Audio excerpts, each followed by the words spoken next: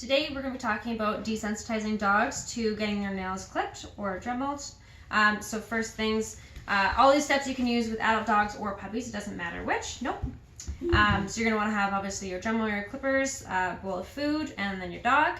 If you have an adult dog that already has a negative association to clippers and Dremels, you may have to just start out with just having it out and about, getting the dog used to seeing it, having it around them without actually interacting with it. You can use treats to kind of just desensitize, toys, anything like that. Once you get your dog to a point where having it out doesn't freak them out, then you can move on to the next step. So you're going to want to have it out, make sure that they're aware of it and not worried about it, and then just start with touching their paws. So just grabbing their paws and rewarding. Good boy. Obviously you want to do all four. And then just making sure that you are rewarding after every time. Once they get used to it, you don't have to necessarily give them their food every single interaction, but you do want to make sure that they're really used to it at the beginning. See, he doesn't care. Go boy. You also make sure that you're handling their nail bed as well, so kind of pushing their toe out and getting their nail out, because you'll need that obviously to be able to Dremel properly. Just making sure they're really used to that feeling as well. Good. And the next step would be just to have it out and about, holding it, showing them it, and just seeing if they have any interest in it. He does not, because he wants his food.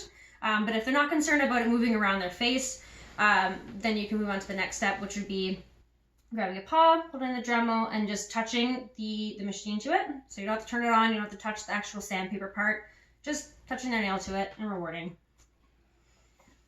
Same thing, obviously you want to do all four paws. You can hold it and just hold it there for a second or two and see what they do. Good. If they're not actively pulling the paw away and they're not freaking out or anything like that, then you can move on to the next step, which would be turn it on. So I have it on the lowest setting right now, just getting used to the sound. So he's good with it. Good boy. And then just kind of just see how they react to this, of course, and continue rewarding. Good. If they like kind of try and touch it or sniff it, that's fine too. I'm okay with them investigating it, because obviously it means that they're not concerned about it. Good boy. Yes. And the next step will be, again, using the Dremel and touching it with the toy. So you don't have to have it on the sandpaper again, and by toy I meant nail. So just touch the nail. Good boy.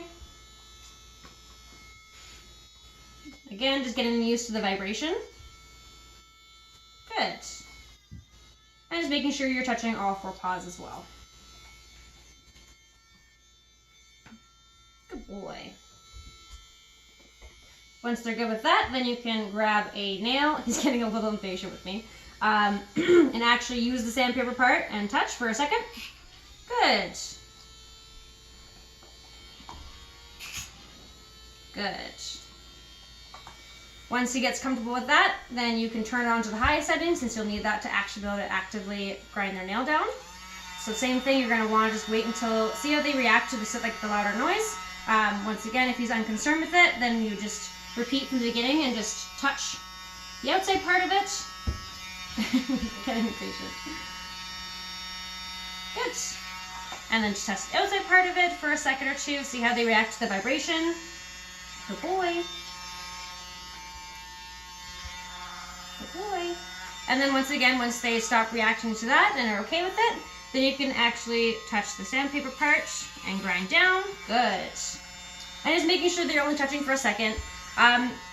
One of the biggest things is to make sure that you're not too worried about actually getting their nails clipped right now. You're just working on getting them used to it. So if it takes you a while to get them to actually do the whole all four paws, that's fine. It's really just working at your own dog's pace. So just make sure you're keeping an eye on them, see how they're reacting to everything, and just kind of work with what they're comfortable with. And you will get there eventually.